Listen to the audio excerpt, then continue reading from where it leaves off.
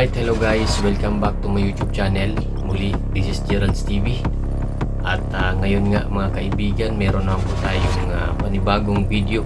At ito nga ay patungkol dito kay Reyna, na kung saan ay parang itong si Reyna ay nakaranas ito ng hindi po maganda sa mga nakainom o sa mga lalaking lasing. At ayon nga sa video ng ating i-replay mamaya, ay takot nga po itong si Reyna. At sinabi niya dito kay Ate Roda na parang may phobia nga ito si Reyna sa mga lasing. So ano nga ba ang naging dahilan, bakit nasabi ito ni Reyna dito kay Roda Mix Vlog? So yun po ang ating aalamin mga kaibigan. At syempre, bago natin ipagpatuloy ang video ito, ay kung bago pa lamang po dito sa ating channel, ay huwag niyo pong kalimutang bisitahin ang channel ng Magamang Bal Santos Matubang, Kalinga Prab at Edna Vlogs, Roda Mix Vlog, at syempre lahat po ng Kalinga Partners ay atin pong bisitahin ang mga channel at suportahan po natin sila. At binabati ko rin po kayo ng isang mapagpalang araw sa inyong lahat, saan mang sulok po kayo ng mundo naroon, anuman ang iyong ginagawa sa mga oras na ito. Lagi niyo pong tatandaan, mag-iingat po kayo palagi. Alright, hello guys, at ito mga kaibigan ay gagawa lang po tayo ng maiksing reaction at patungkol nga ito dito kay Reyna, na kung saan ay napanood po natin sa channel po ni Roda Mix Vlog nung nakaraang araw, na itong si Reyna ay inatake mga kaibigan. Kumbaga nagwala itong si Reyna at galit na galit. At ito nga ay makikita natin sa video, talagang si Reyna ay kumbaga hindi po siya komportable sa sarili niya nung time na yun, dahil siya nga po ay galit na galit. Kumbaga wala po sa mood itong si Reyna. So ano nga ba ang naging dahilan niya mga kaibigan? At meron po tayong isang video clip mula sa channel po ni Roda Mix Vlog, at atin pong panoorin ang video bago tayo gumawa ng isang reaction, at dito po natin malalaman kung ano ang dahilan kung bakit siya ay parang nagalit at nagwala dito sa video ito. At dito rin natin malalaman na meron palang mga kinakatakutan itong ating Princess Reyna. At dito napakaganda nga po ng ginagawa talaga ni Ate Roda kay Reyna, dahil alam po ni Ate Roda kung papaano pakalmahin itong ating Princess Reyna. So ito, panoorin po natin ang isang video clip mula sa channel po ito ni Roda Mix Vlog. Sa mga bago pa lamang po dito sa channel ko, ay pakibisita po ng channel po ni Roda Mix Vlog at atin pong suportahan. Gano'n ang kaway mo? Ang video ito ay kuha Lunes ng umaga pagkatapos niyang maligo. Bakit may kasuntukan ka na naman dyan? Sino kasuntukan na? Laro lang namin yan. Ha? Laro. Anong laro? Laro ba yung suntukan? Oo, suntukan na. Laro nga. Bad yun. Alright, so yun nga napanood naman natin na parang wala sa mood itong ating Princess Reyna.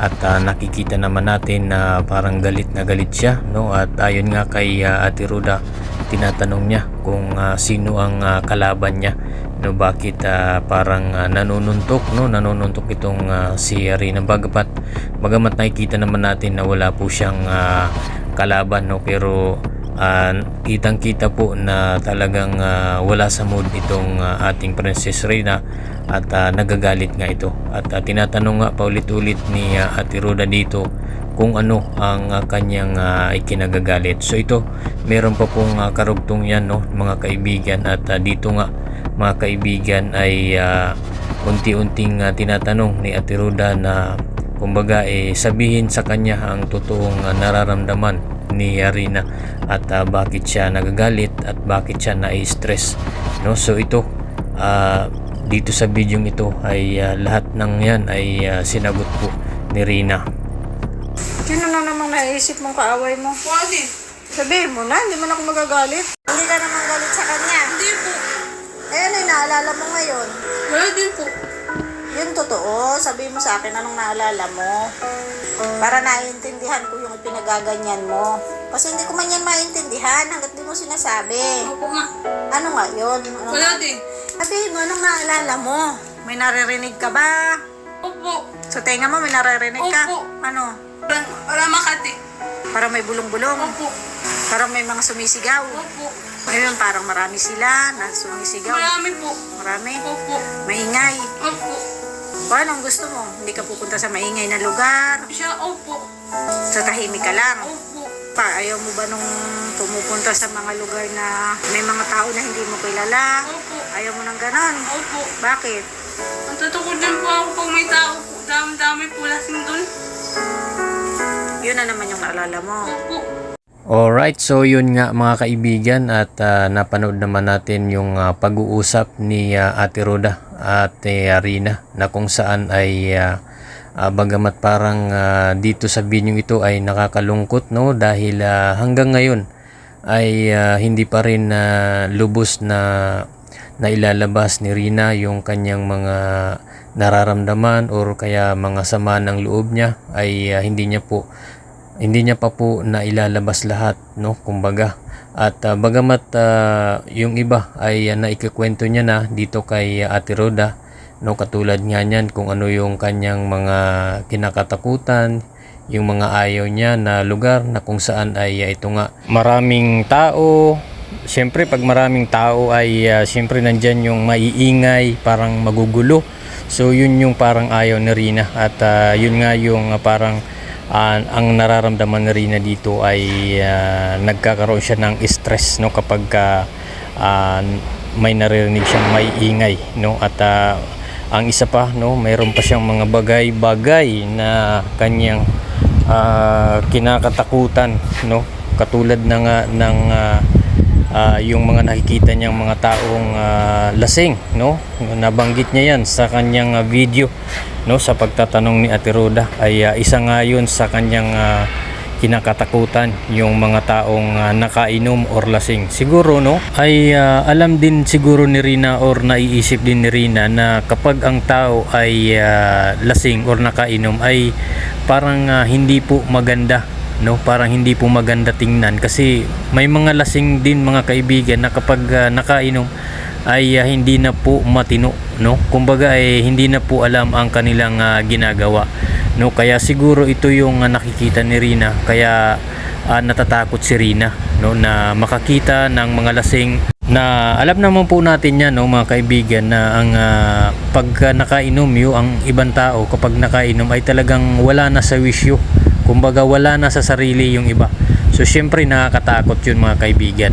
minsan bigla na lang nananapak or nananakit yung mga ibang nakainom no so meron namang iba na talagang kapag nakainom na ay natutulog na no ang hanap ay tulugan kasi nga parang yung iba ay umiinom para lang magpaantok or pampatulog lang pero meron namang iba na nakainom na talagang iba ang tumatakbo sa kanilang mga utak no yung kumbaga ay kasabihan nga ng mga ibang tao na kapag ka uminom ka ay ilagay mo sa tiyan wag sa ulo so karamihan po no sa mga nakainom pa naman ay talagang parang wala na sa sarili so yun po yung parang kinakatakutan ni Rina no at yun talaga yung gusto niyang iwasan no siguro ay nung nandoon pa siya no sa Dalnak ay talagang nakikita niya na parang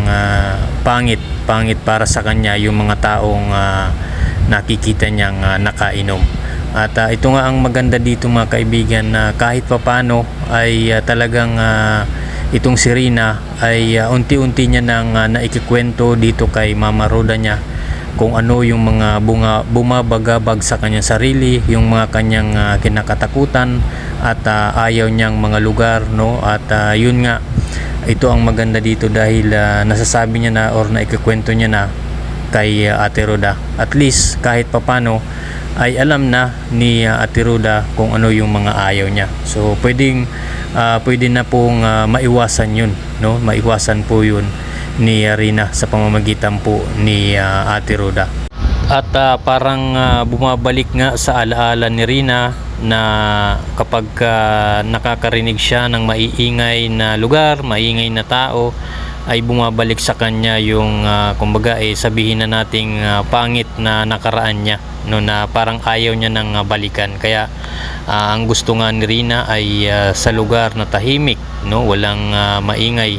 Kaya nga sabi ni Ate Roda doon sa video, ano ba Rina ang gusto mo? Sa bundok na lang tayo tumira or pumunta, no? So yun naman ay ang sagot ni Rina ay oo mama, no, yun ang sinabi niya. So ibig sabihin nito mga kaibigan, talagang ang gusto ni Rina ay yung tahimik na buhay, no, tahimik na kapaligiran, maayos na pamumuhay, no, walang gulo at walang nanggugulo. So yun yung parang gusto ni Rina, no. So sana, no, mga kaibigan ay talagang itong si Rina ay gumaling na at mawala na po yung kanyang nararamdaman na bumabagabag sa kanyang sarili, mawala na yung mga takot at magkaroon siya ng lakas ng loob, no, na harapin ang mga pagsubok sa kanyang buhay.